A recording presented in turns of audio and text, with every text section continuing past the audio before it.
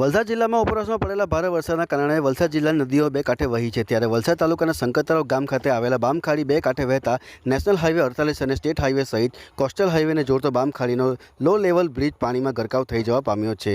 દર વર્ષે અહીંયા આ સમસ્યા સર્જાતી હોય છે, જેને લઈ 10 જેટલા ગામોને લોકોને 20 કિલોમીટરનો ચક્રાવ કરવાનો વારો આવ્યો છે. ગામના સ્થાનિક માજી સરપંચ રાકેશભાઈ પટેલ દ્વારા વારંવાર રજૂઆત છતાં બ્રિજ ઊંચો ન બનાવતા વાહન ચાલકોને હાલાકી વેઠવી પડી રહી છે. સાથે જો વાત કરવામાં આવે તો જિલ્લામાં ઉપરવાસમાં વરસાદના કારણે 32 જેટલા રસ્તાઓ બંધ થઈ જવા પામ્યા છે.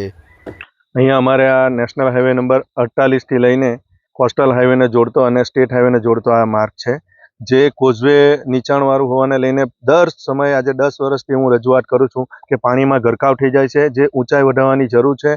અને અહીંયા એક અમારા ગામના વડીલ રહે છે, ઉકળ કાકા કરીને, એમના દ્વારા બી અગાઉ 15-20 વર્ષથી રજૂઆત કરતા આવેલા છે અને ગામના અગ્રણી લોકો બી રજૂઆત કરે છે, પણ હજુ કંઈ આનું નિરાકરણ આવ્યું નહોતું. એનું ઘર અંદર એકદમ વાડીમાં છે, જેના ઘરની ફટ્ટે પાણી આવી જાય છે અત્યારે નદીમાં પૂર આવવાના લઈને.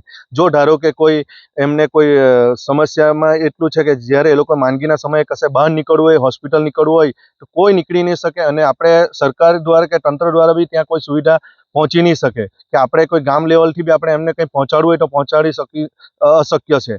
અને આજે પણ જોઈએ તો અત્યારે ધારો કે કંઈ બી ફોન આવે કે અમારે એને બચાવ ખાતા તો હેલિકોપ્ટરથી રેસ્ક્યુ કરવું પડે, બીજો કોઈ ઉપાય જ નહીં થઈ શકે. આના માટે ઘણીવાર રજૂઆત કરી છે, પણ આજ સુધી તંત્ર કે કોઈ રાજકીય રીતે અમને કોઈ સપોર્ટ એટલો મળ્યો નથી. કેટલા ગામોને જોડે છે રસ્તો? આ 10 ગામને જોઈન્ટ થાય છે. આ બાજુ જુઓ તો તમે ધરાસણા, ઉંબરસાડી, માલવડ, ઊંટલી, દાંટી, કકવાડી સુધીનો એ કોસ્ટલ હાઈવે નીકળે છે. ને આ સાઈડે આપણે જોઈએ તો તમારે ચીખલા, સરવાળા, ઈલવા થઈને સ્ટેટ હાઈવેને જોઈન્ટ થાય છે. 10 મિનિટમાં માત્ર પહોંચી શકે આ રસ્તો જો, અને પુલ ઊંચાઈવાળો અને 30 મીટર લંબાઈ સાથે ઊંચાઈવાળો પુલ બને તો આ 10 મિનિટમાં આપણે હોસ્પિટલ પહોંચી શકીએ.